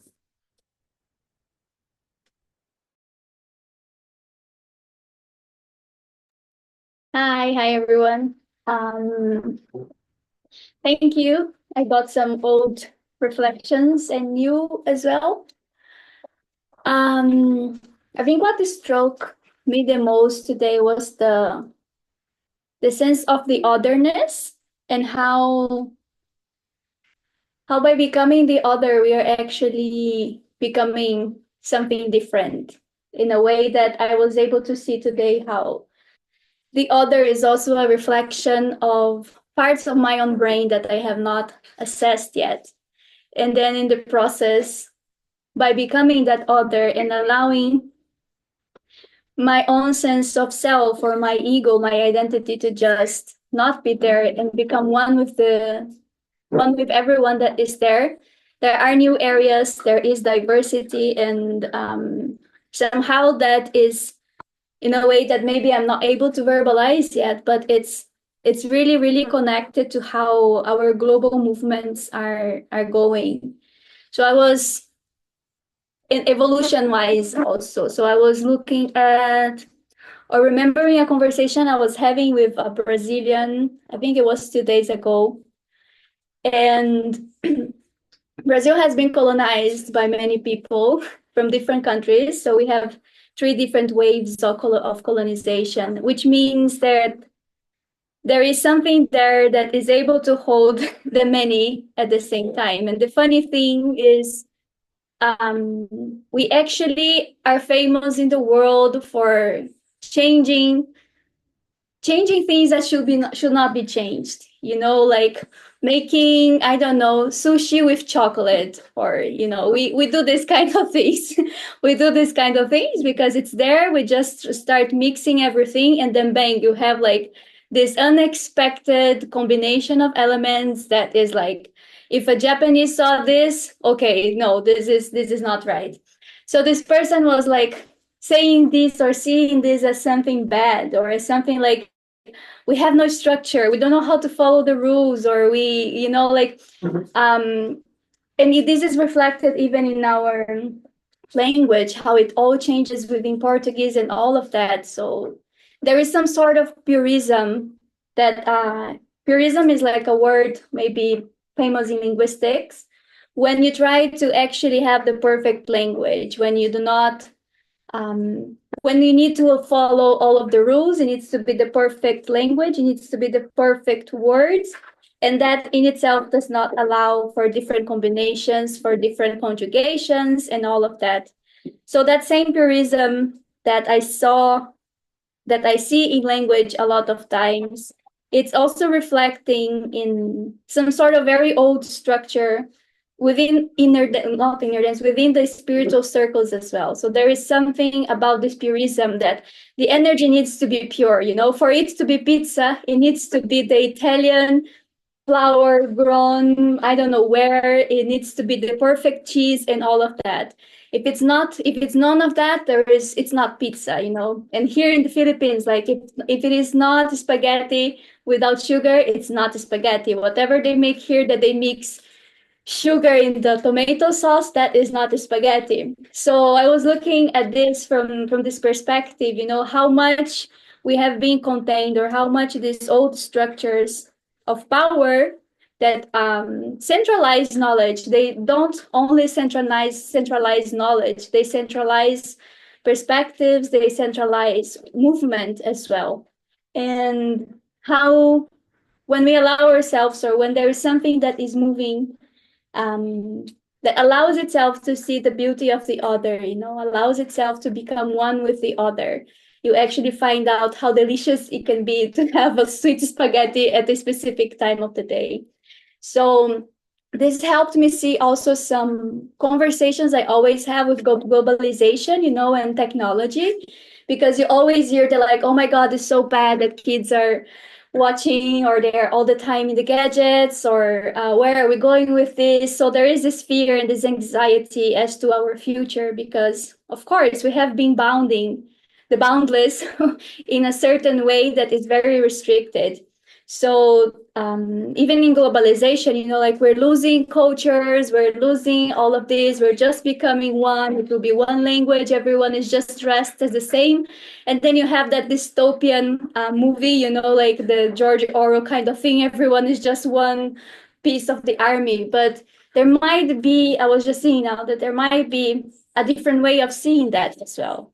That maybe we are becoming able to be one and hold diversity as we do that, you know. So there might not be so much of a problem if we dive more into technology, and if we see what is there to find out inside ourselves, inside our brains, and how that will be also translated and manifested in the world as well. So there was this different dance that I was seeing, you know, like I've always kind of knew that, okay, globalization is not 100% bad, you know, there's something that maybe we can harvest from that, because we've been traveling, we've been moving on earth since we got legs, since we're able to move. So there is maybe this purism that is holding something is still in a very old notion. It's a very old notion of power, you know, that we also need to maybe shift from the inside, when we allow ourselves not to have that power anymore. So I also see how inner dance has been helping me inside and outside maybe as well, to find new definitions of power, you know, to redefine power. Power is not what we think we are. It is not what we think it is. It is not about oppressing. It is not about being something that is there, or, you know, like all of these images of the hero, of the emperor, of the king. That is one notion of power. So in the yellow, I always ask myself this question, especially as a facilitator: what is the notion of power that I'm holding when I come into the room? Or what are the structures of power inside me as well? And ever going and all of that. So yeah, becoming more of the other. So thank you also for bringing up Said and Orientalism as well. Yeah. Thank you. I want to share a bit from this one. It's really powerful, the space that you're bringing us into here. So let's see. I feel that inner dance really is coming from or headed towards a new language.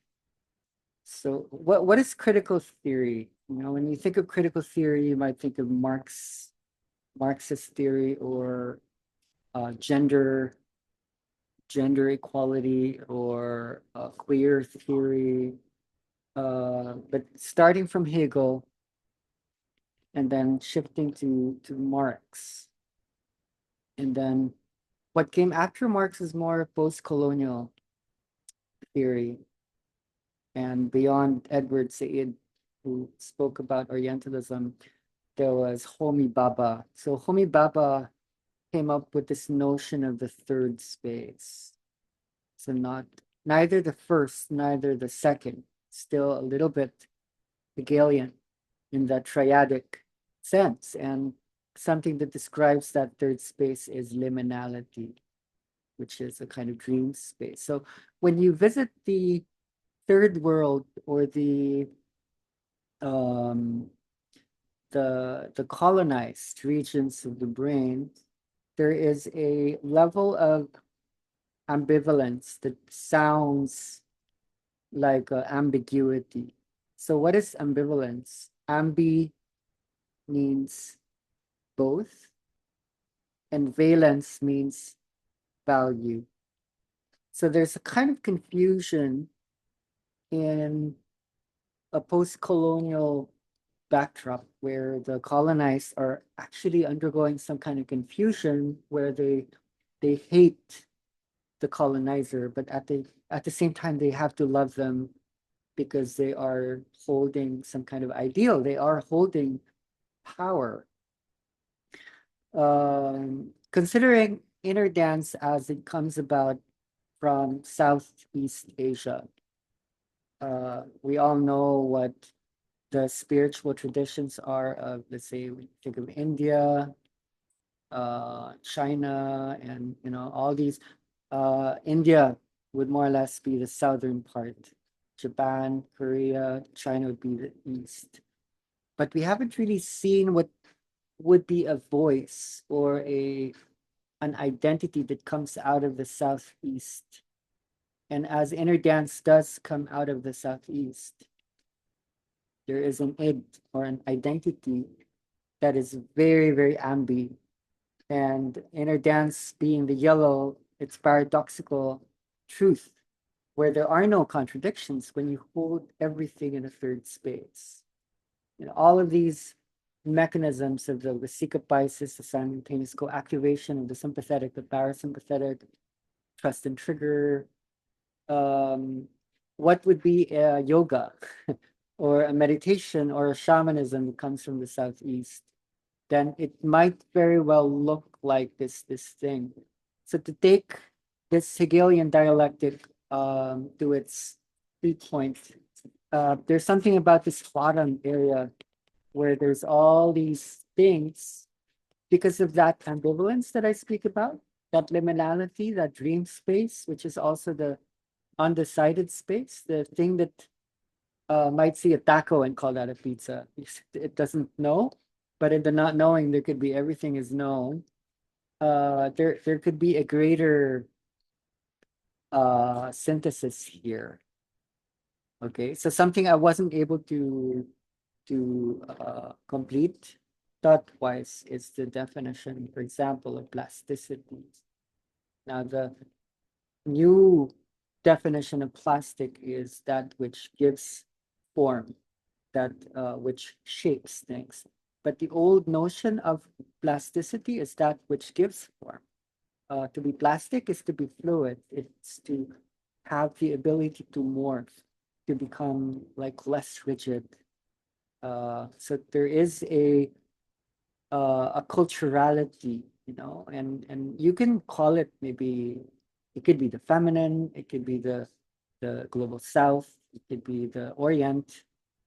There has been this judgment that there's less, and there's dark, and then there's pain, and then there's strangeness, and it's always the white that holds a lot of power. Just keep waiting for what that voicing would be that comes from the liminal space. And now that there is something coming out and it's being seen, it looks like a powerful thing when someone holds a space for you, but that power comes from being held by the space, really. And so what follows all of these critical theories from the Hegelian dialectic to the Marxist to the post-colonial to all the other ones, the new true critical theory that has been exciting the world is the theory of translation. What does it really mean to translate not just language to language, but domains to domain, medium to medium, dimension to dimension? Because somehow we are crossing over the third to the fourth to the fifth, back to the second, back to the first, maybe back to the zero. So a facilitator is a translator. which means we need to create like the bridges, but it's quite painful because when you move from one space to the next, there's usually like a wall, and the process of healing is pretty much like thinking, how do we break that wall down that separates like this one and this one. So the wall is in fact like a third space. It was never really a problem. It was never really a division. It's it's a union between both. So I think what Gra is helping us to understand, when there is still the opposition, the contradiction, the contrast between the one and the two, that's not ambivalence, that's univalence. That's making a decision that this is that part is white and that other part is black. And I think we would destroy the world based on that level of thinking. So if we really are going to understand what people are fighting over, and then were we to look at the real meaning of the flag, that isn't really just one nation, the ideal sense of this needs to be clarified like sooner or later. It's actually quite urgent because it's not going to be happening between presidents and prime ministers. It can only happen in one body at a time. This level of translation is beyond valuable. So I'm really glad that we are contributing somehow. It's clear. Right. So By something quickly. go, please. Under this understanding and this these sharings, so Yellow have to do more with not with words, is with languages. Is more in that order, or because is not is the possibility to dialoguing with different dimensions or different that is what is happening when the facilitator is inside the space, is a translator that is talking interdimensionally. It's not about the power, it's about what is the architecture of the space, because we are sharing a reality and a space that have certain conditions that a study of the space is also the study of self, and Yeah. this process of, again, for me, power is becoming a space. In my personal case, the goal for me of power is really doesn't need anything, because power doesn't need anything. When the power is know that have, it doesn't need anything. So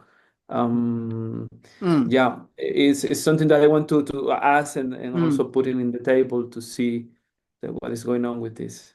There's something quite interesting still that's continuous with what's already been shared. So let's go back to Foucault, because what you're saying is the essence of a Foucauldian critique of the world. So let's go back to Foucault, the man who looked at the knowledge power in relationality. He wrote a really brilliant, powerful essay that ushered in this what you're speaking right now. And the title of the essay is "What is an Author?"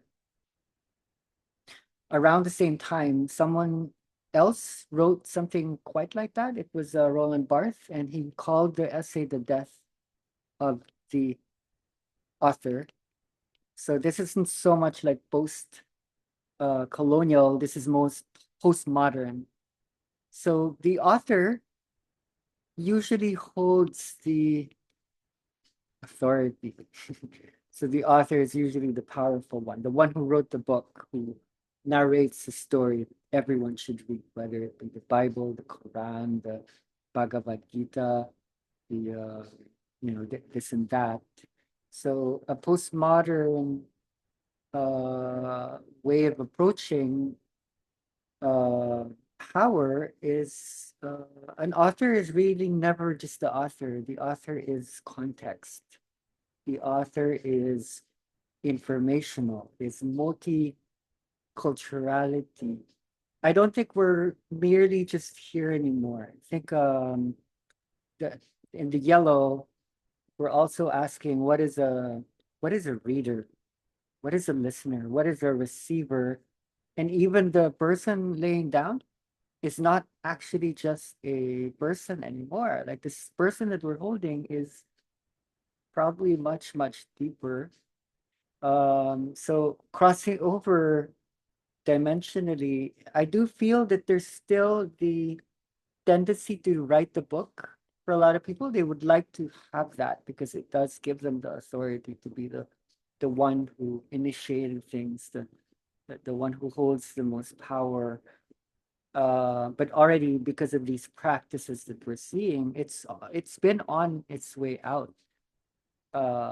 It's just needing to be looked at like again and again, more and more. So I think there's something Foucauldian about what you're saying that's quite interesting and important. Thank you. Okay, anyone more would like to contribute questions, answers, insights, revelations in the yellow?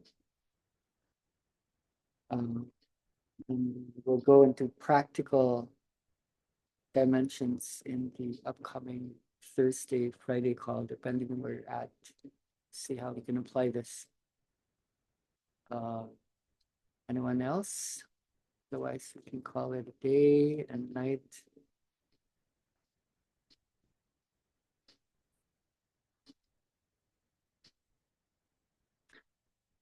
All right, so I think it's good. Happy to see you guys. And welcome to the yellow. Welcome to the sun, the solar plexus, your solar system, I think should be enabled this week. So if I could just ask you to work on your energy as an informational space. And I think through these calls, we see the power in being able to honor and value what's being talked about like a day at a time. Like, oh, this, I didn't know this concept goes to that color. That's a valuation process. In a way, that's transactional. It may not involve money.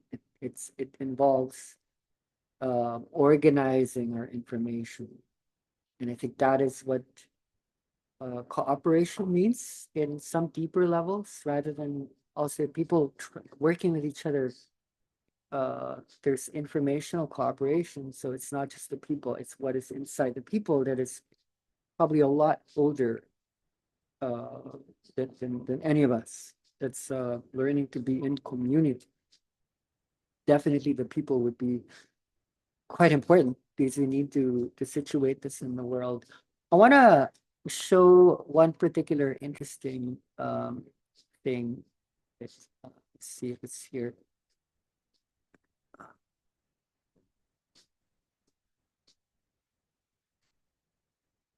I think it's in the, no, it's in the, it's in the, wait. Let me do a simple screen mirroring. I got it. I want to show something Sophie from Belgium came up with. For me, it's so interesting. Okay, so here we are really just going into all these inner dance possibilities of laying down in space. Then Hilda and her came up with this idea that rather than laying down at night in the afternoon, why don't we just go into a circle? No one goes into an inner dance, and then everything that we're learning in these study groups, these circles, let's have coffee or orange juice over these interesting things.